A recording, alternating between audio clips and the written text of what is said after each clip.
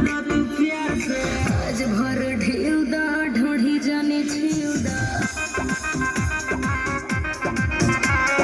थकल बा मिजाज जाने हो वाला फेउ दा पग या तू अपन भतार से ढेर दिन पनई हर से आइलु हकार से रात भर मजा चले रे तू प्यार से आज भर ढेउ दा ढोढ़ी जाने छिउ दा थकल बा मिजाज जाने हो वाला फेउ दा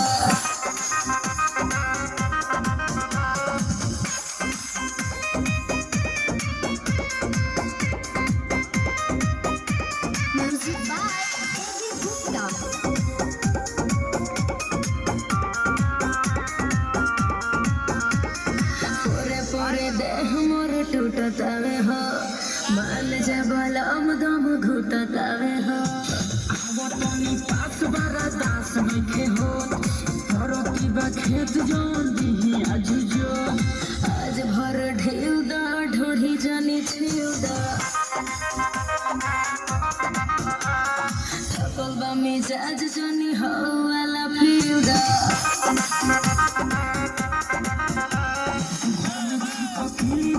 चिपक दीवार से वही न चिपक या तू अपन भतार से ढेर दिन पनई हर से आइलु हकार से रात भर मजा चले रे तू प्यार से आज भर ढेउ दा ढोढ़ी जाने छिउ दा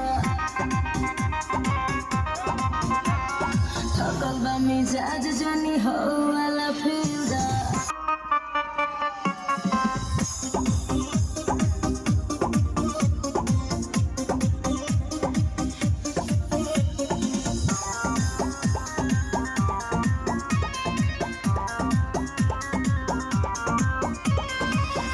के मुआइया के छोड़ब कहो बुलेट राजा देह कोड़ब कहो लगे हो जा फेस मुंडा कोई के फरेस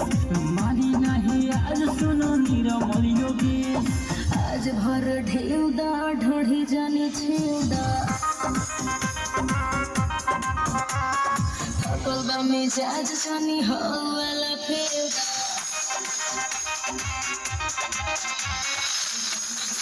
चिपक दीवार से वही न चिपक या तू अपन भतार से ढेर दिन पनई हर से आइलु हकार से रात भर मजा चले रे तू प्यार से आज भर ढेउ दा ढोढ़ी जाने छिउ दा थकल बा मिजाज जाने हो वाला फेउ